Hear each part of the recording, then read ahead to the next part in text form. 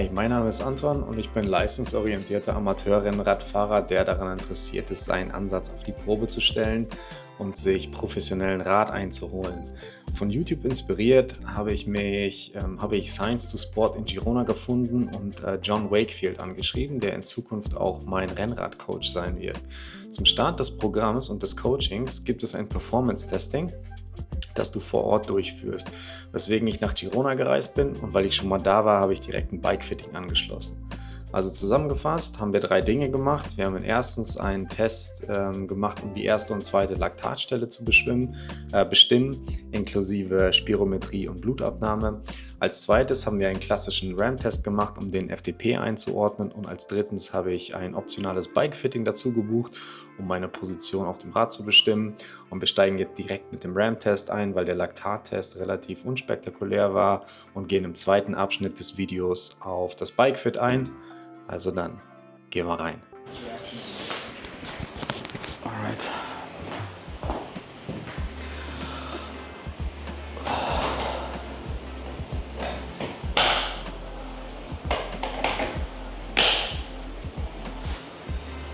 Okay, just hold that on your face again for me. Get it comfortable. Just blow out for me.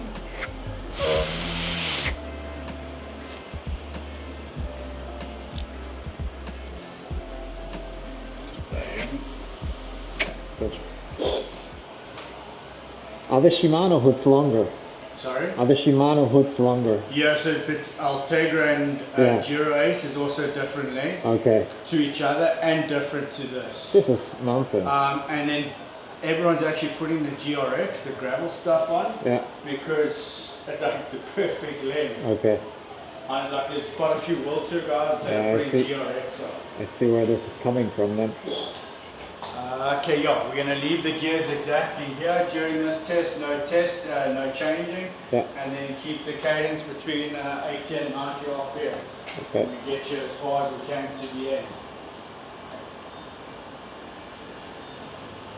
Let's go. Wie gesagt, der Laktattest war relativ uneventvoll und deswegen habe ich den auch nicht separat aufgenommen. Zum RAM-Test hier. Das ist ein RAM-Test, den du wahrscheinlich selbst kennen wirst. Der ist relativ ähnlich zu dem, was man bei Zwift findet. Der einzige Unterschied ist hier, wie die Belastung angepasst wird während des Testes. Und hier ist es so, dass er graduell etwas spezifischer angepasst wird.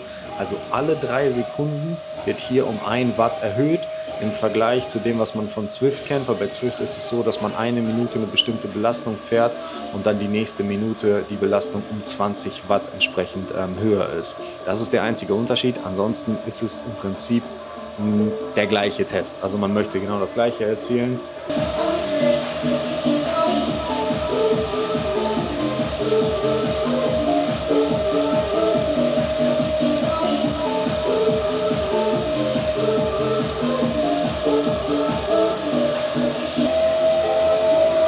Looking good, we still got a long way to go here. Good job, Anton.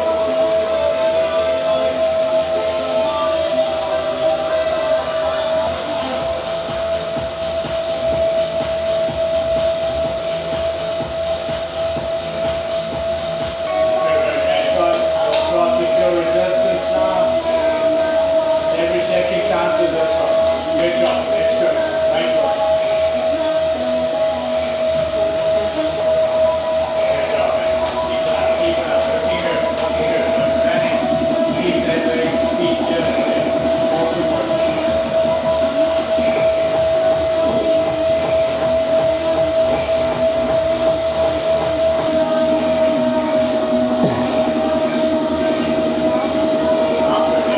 Keep going, all the way, let's go. Looking good.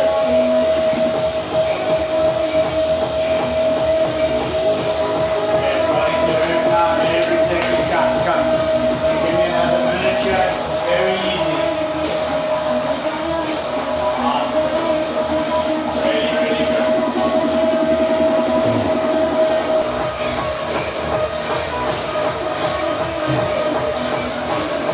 That's it, come, keep going, every second counts.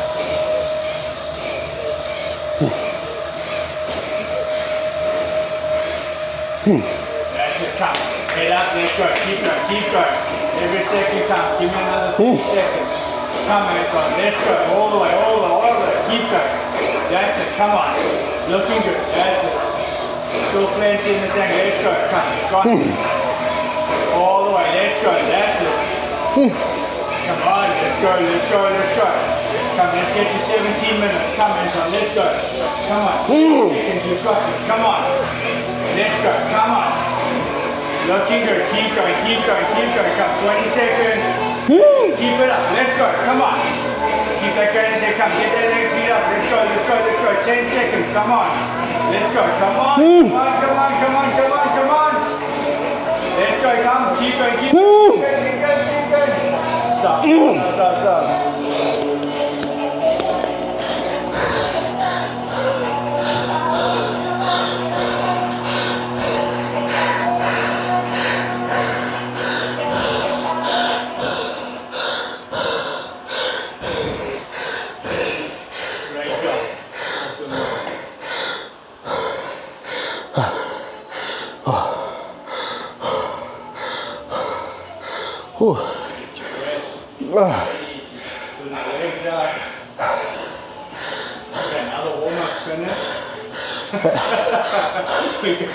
Okay, finally getting to the work. Yeah, now we can start the work.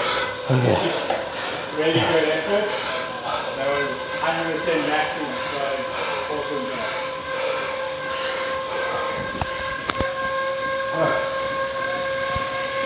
Die Leistungswerte in so einem Test sind natürlich immer sehr individuell, deswegen ist das jetzt hier kein besonders guter oder besonders schlechter Test. Ich hatte dem Daryl gesagt, dass mein FTP wahrscheinlich irgendwo zwischen 310 und 320 liegt und genau das ist auch rausgekommen. Also der letztendliche Wert nach diesem Test waren 315 und die 315 Watt, die nehmen wir jetzt auch, um als Startpunkt fürs Training zu nehmen. Das ist das, was John nachher dann bekommt, um den Trainingsplan aufzusetzen.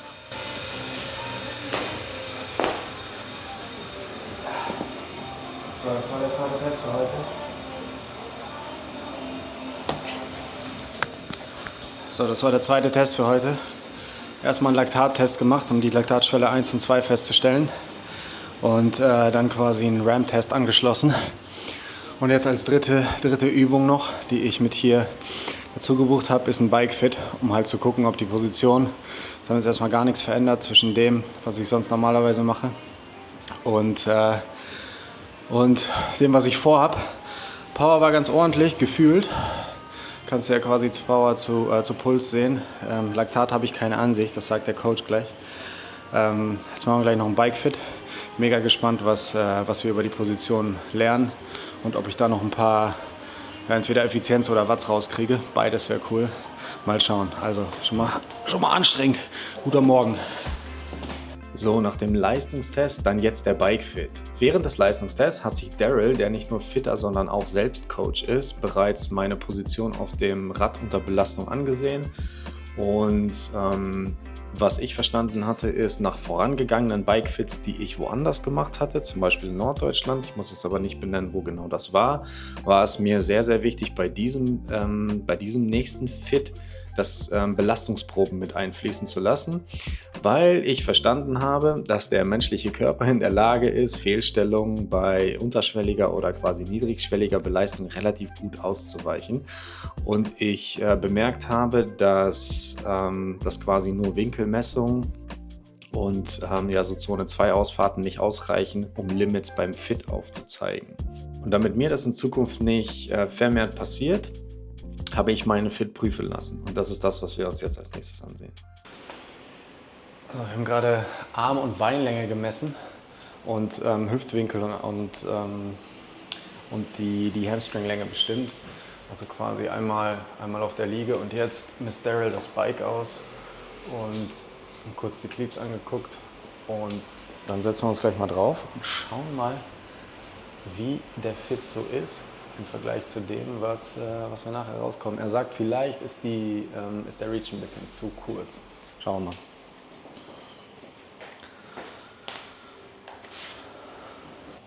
So if you have a look here, so from your anthropometrics in terms of leg length flexibility, the system generates, so if you didn't have a bike, the system generates what it thinks a recommended bike fit would look like for you. Okay. So frame size 39.9 to 40, but this would be a full custom frame. This is what I have, right? That's what you have. Okay. This is what was recommended. Right. Okay. However, it's not the holy grail. It just gives us an Yeah, yeah. indication where to go to. Yeah, sure.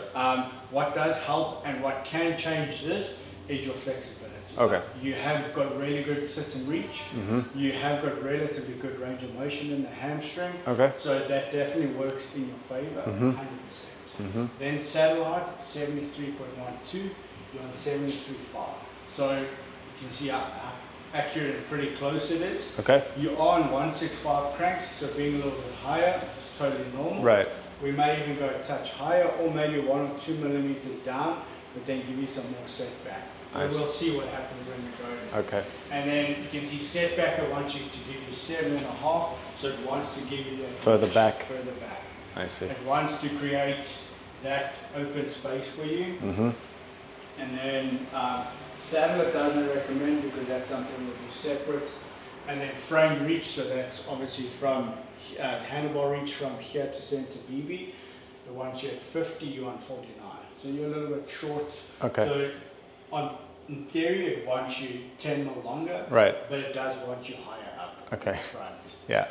Okay. I see. So if you want that stack height's a little bit higher, less drop. Right. Recommended stem length 115 and recommended cranks 172.5. But as generations are going, we won't talk about crank length in here today.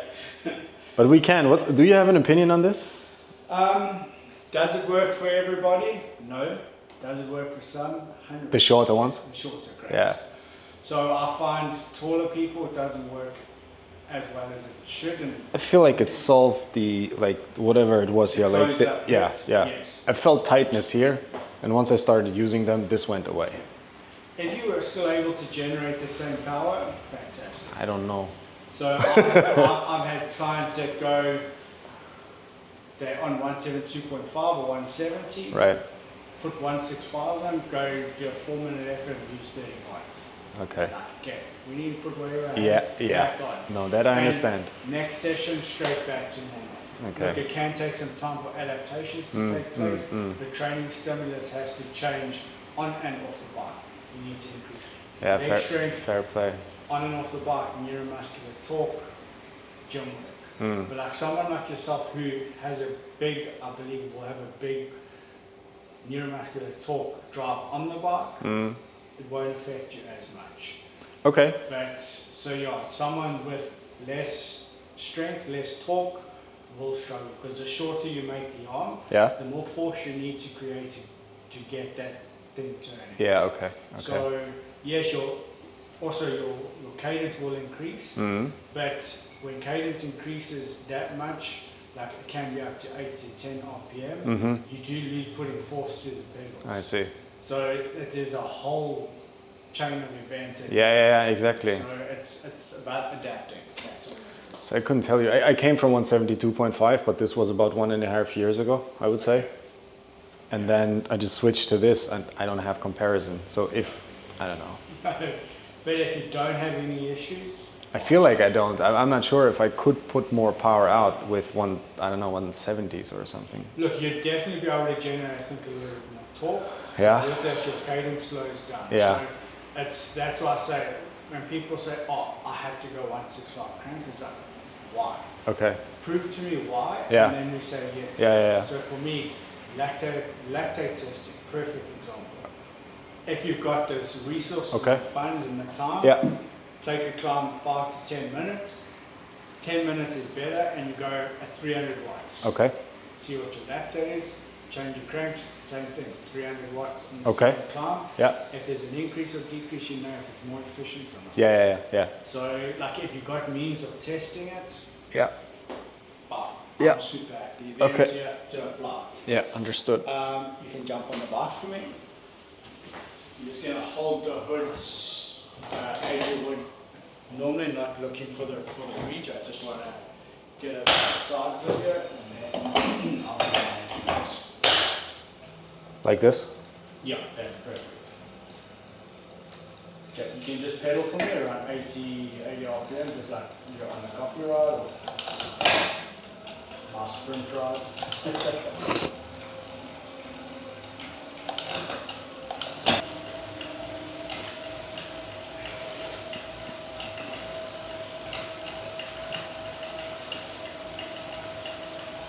Just stop the bottom to the center for me. Yeah, hold that like that. Good.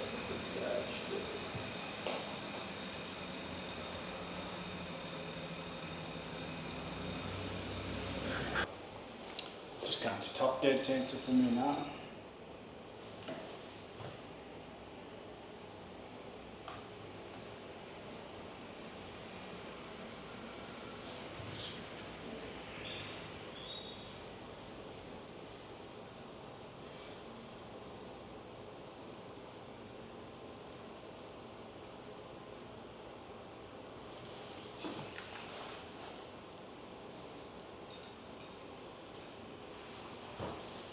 Just look out for me, please, Anton.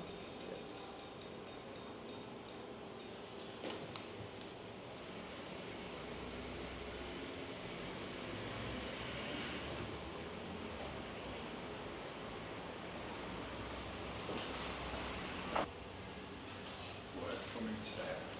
Have you done set of pressure mapping or anything before? Never. Okay.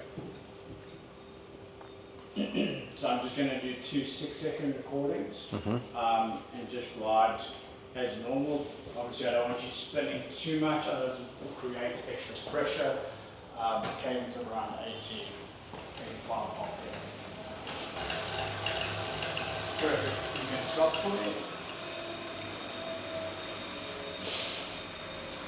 Okay, so your bike's set up pretty well. As I said, I'm pretty impressed with how accurate you've got it just off you playing yourself.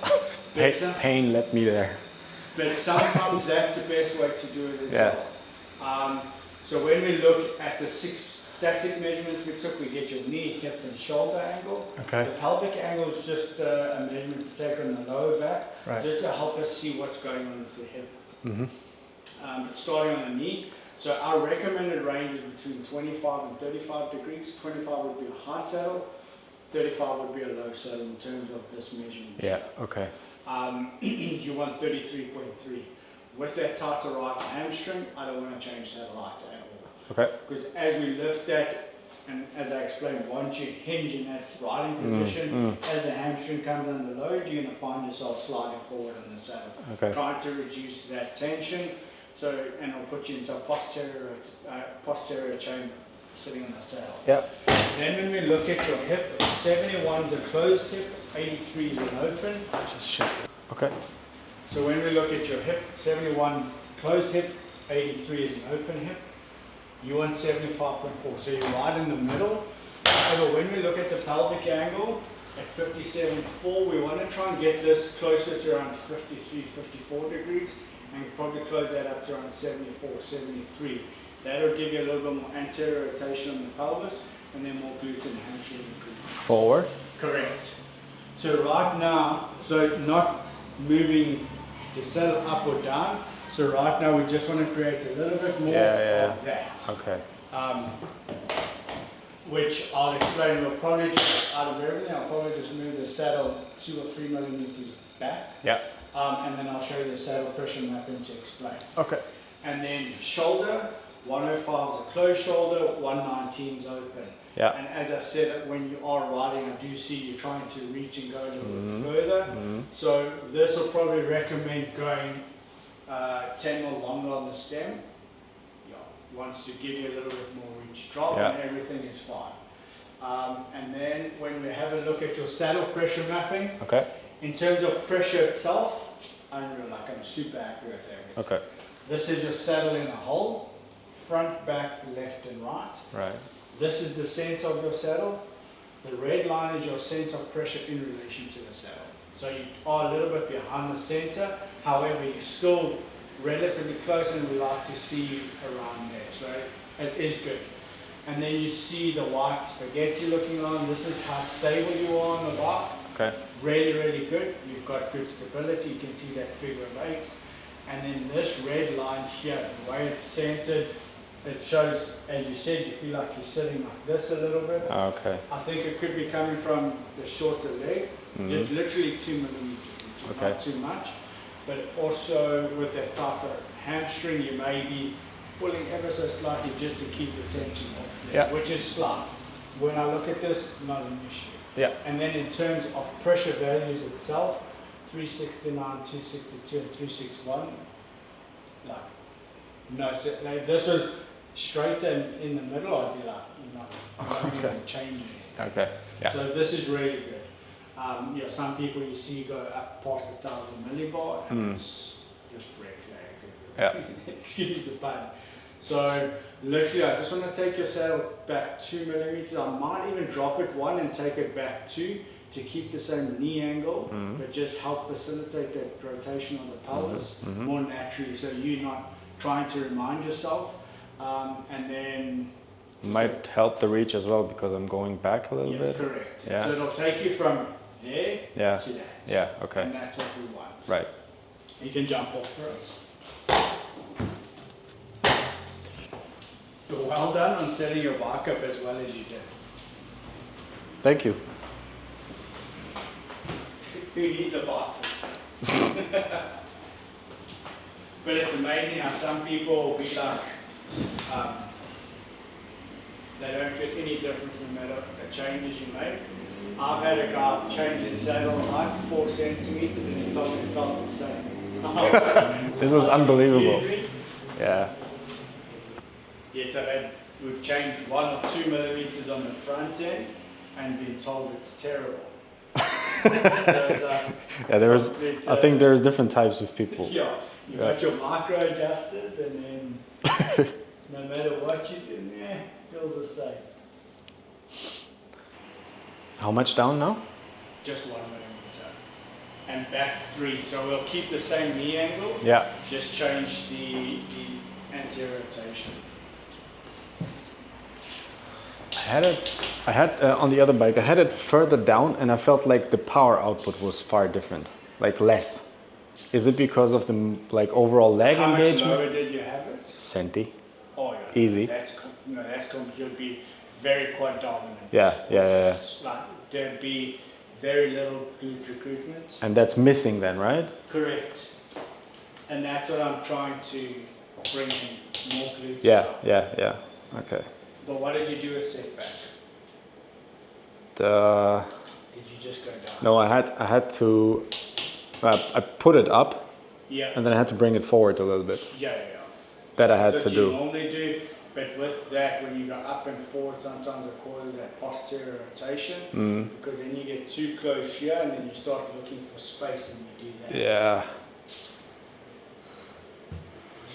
That's the reason why I wanted this. I changed this recently. I moved up quite significantly. Yeah. Centimeter is quite significant, I would say. No, 100. And then I had to find the engagement again, Yeah. and I felt like I did. And I don't know. Yeah. And like you say, the challenging thing is, so once I do that, right, I need to give myself a little bit of time to ride because the body adapts to it. So today feels good, and tomorrow needs a little bit of adjustment again. Yeah, for sure. So yeah, that happens. But I will ask those, like, if it feels really off, you come back. Yeah. If it feels somewhat different, just give it another day and it'll be good. Yeah. Okay. I feel like here, the issue, just my own perception, is not the reach, but rather the stack. I think I'm going up here because I want to go up. I realize that when I get tired, Yeah. I get out of the tuck Okay. and Yeah, I just go up. And going up sometimes does make you more aero. Yeah, exactly. Some people don't believe you, I promise you. No, I'm getting acquainted with the high stack club again. So Well, I see UCI have just disqualified This. Steven Gar. Yeah. The Dutch guy. Yeah. This guy. That's a little bit excessive, but you see what he did in his saddle as well. No, that I didn't His see. And saddle runs like this and then like that. So his setbacks all the way forward, yeah. but his bars are there, so it's basically full arrow. Yeah. Okay. But like when you watch it, you can see it doesn't look like there's much control going on there. Straight line. It looks. I just saw pictures, and I think today I saw the video, and I just read that they disqualified him because of the seat position, not because of the bars. Yeah, The bars are completely off. This is like a time trial his position. stem goes there, and the seat rest goes there, and then it comes this way. Okay. Yeah. Okay.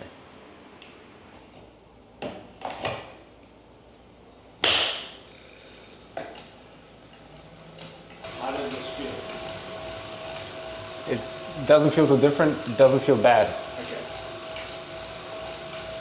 Feels. Yeah. No, I think it feels good. Okay, I'll just stop for me at the bottom.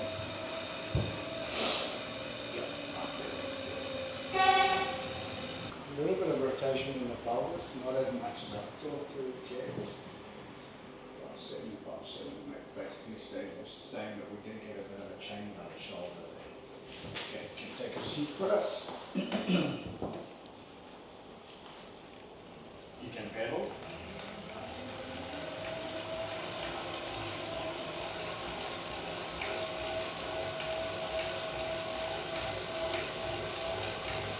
So, we did get you a little bit closer to the middle of the saddle. Okay. You are even more stable now. If you look at this compared to that, you can see that figure eight definitely more dominant. Okay. And then, so we open up the shoulder like 2.5, almost 3 degrees. Hip maintained relatively the same, but the pelvis did close off ever so slightly, like about 0.5. I do want you just to Again, hold. the pelvis is means this angle, right? Correct. Exactly how you moved it now, rotated it. Yeah. Okay. That's the sensation we want. Okay. So we don't want to over anterior rotate. Right. We want to keep the back, your corona plane Yeah. nice and straight. Okay. So I just want you to stay in that anterior rotation position like that and Yeah. just pedal for me now. I know it's a little bit forced, but I just want to show you something. So, okay, a little bit more pubic bone pressure, but it's still well under 480 millibar. But look how much you've straightened. You're still extremely stable, and you now cover more of the saddle. Okay. So stability's increased. You've pulled straighter. That'll be more glute engagement, everything like that. Let's just see here if we look at it in a number. Left-right distribution went from 54.46 to 51.49. Right. You moved more center to the saddle, 60.40, which was 63.37. Slight increase in pubic bone pressure, but I'm not too worried about it. Reduced sit bone pressure, and then overall maximum force and mean force on the saddle reduced. Okay. So that makes me question if we do need to go 10 more longer on the stem, because that'll give you that rotation. I know you said you want to come up, but we can't really come up much more than that, can we? No. Unless we flip the step. Yeah, That's exactly. the only way. Yeah. Oh, let's try it. Yeah, no, 100%. Let's go with the longer stem. Yeah. We'll put a 120 on. Yeah. And then see how that. Could we talk like after this maybe what to look when buying a new frame, because I need to rebuild the other bike. Yeah. This is definitely gonna go. No, certainly. I want to optimize for whatever like works best for me. Yeah. So what's this? Is this a medium, right? This is a medium. This is 54. Yeah. Yeah.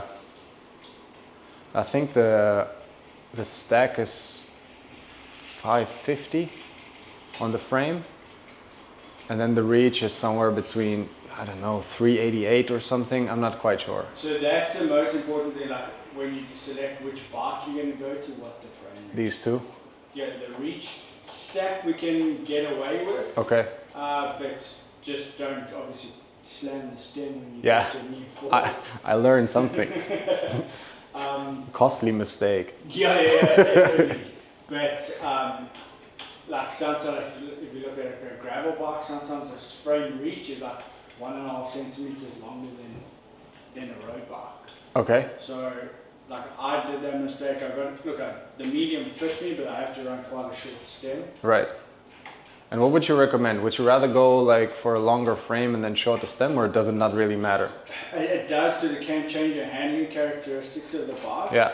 But like you fall right on that spectrum between the medium and large. Depends Yeah. on the bike. Yeah. Yeah. Okay. So either one you choose is not wrong. Okay. It's just how it works. And then you have to set it up properly. Correct. So if you buy a smaller one, don't cut it too short.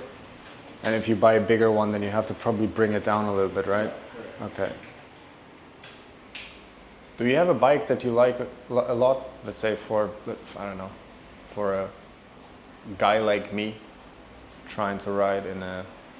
I'm a fan of aero bikes. To be honest, like if I had the money, I'd have an SL8 tomorrow. Yeah? Like Okay. that bike is so responsive, Yeah? climbs well. It's just as fast as the aero bikes. I like the... Well, what's your opinion on the S5, the Cervelo? Also, very good bike. Yeah? Yeah. Okay. I like that a lot. The new Colnago, the aero bike. The white one? Yeah. This is too special for me. It's really nice. Yeah. And super fast. Okay. Are there bikes that you say you don't like so much because of, I don't know, for whatever reason? I think bikes are very personal. Yeah.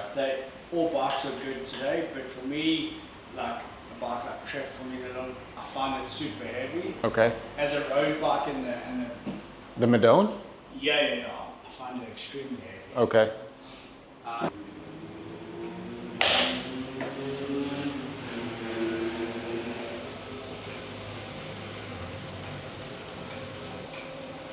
How does this feel? Doesn't feel too much different, to be honest. I don't know.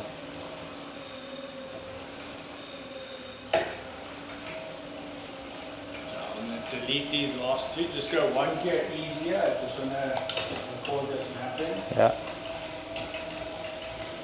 So you pull 100% straight. You're still stable. Pressure still low. Okay. Question: do you feel that spot now? No. I wouldn't say so. Because this is really good. Like you are Okay. dead straight now. Okay. I just want to measure this and see what it has done. We don't need to measure the leg now. Just come to the top dead center for me.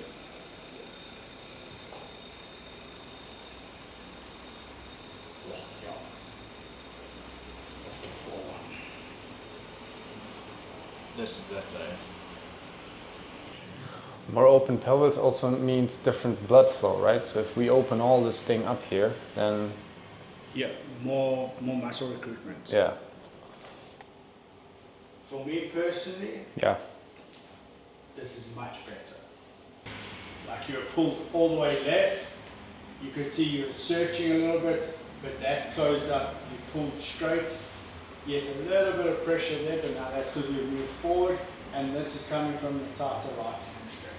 okay, I'm not worried about this at all, but definitely I'm happy with that. So very similar pattern to this, but you're just dead straight now, and you're still stable. You still have that. So go ride tomorrow. Yeah. I'm here all day, yeah, but go ride. If there's anything, just let me know. sure, I'll put your computer mounted in, but we leave the bike as is. okay, Go ride this and Yeah. then give me feedback. all right, cool, But I definitely think this will be a lot better for you. yeah, It'll have a lot more glute and hamstring engagements. cool, And then, okay, your cleats. If this is your shoe, foot inside the shoe, are you trying to do anything with your foot? Foot forward, foot back, heel in or heel out?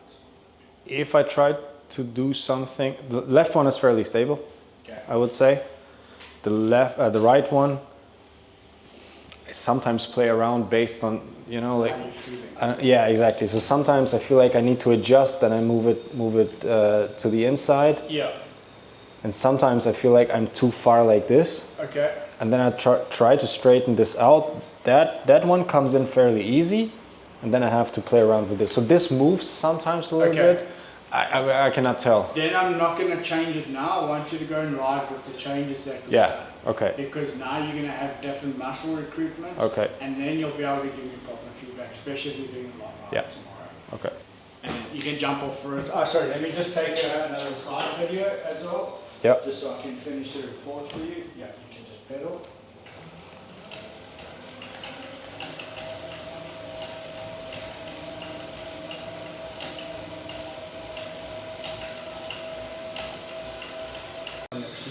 So this is before we did any changes. This is literally just after the test. Okay. Yeah. See, we're at bottom dead center here. So you see a little bit of plantar flexion here as well, but you can see how arched the back is. You can see your shoulders pretty closed off. Yeah. So just, you can just watch it ride a little bit. That's before. This is before. Yeah. Now, Okay. your shoulders open up significantly. Yeah. Your back straightened up a fair amount. Yeah. And then when you see at the bottom dead center, sure, I'm going to stop that right at the bottom. See how flat your foot is now. Yeah. So you'll have really good hamstring engagement at the bottom of the pedal stroke. Where you should, that's what I wanted. Yeah. And then when you're at top dead center, you'll see the glute starting to fire a little bit, which you should feel it, especially when you start giving a little bit Okay. of gas. Yeah. Right. All right. Cool. So you just got to give me the feedback when you're done. Yeah. When you're done riding. Okay. Sounds good.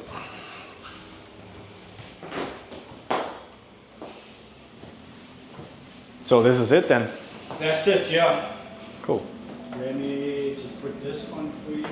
Insgesamt und zusammenfassend kann ich sagen, dass die Reise nach Girona es allemal wert war. Ich habe das erste Mal einen professionellen Leistungstest gemacht, mein Bikefit optimiert und einen persönlichen Eindruck von der Mentalität der Coachingschule bekommen, mit der ich jetzt die nächsten 6 bis 12 Monate zusammenarbeiten werde. Daryl hat mir da einen ganz guten Eindruck vermittelt und er ist echt ein cooler Typ, mit dem ich auf jeden Fall direkt ganz gut connected habe.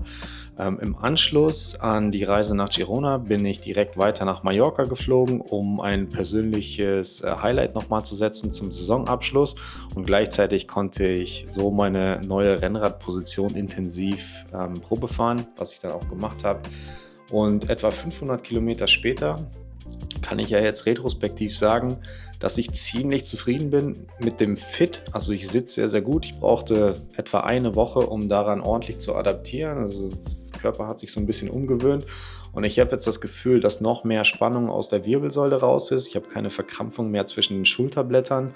Und ich habe das Gefühl, dass mein Bein, also quasi die hintere und die vordere Kette, gleichmäßiger belastet wird als vorher. Und das ist genau das, was ich erreichen wollte.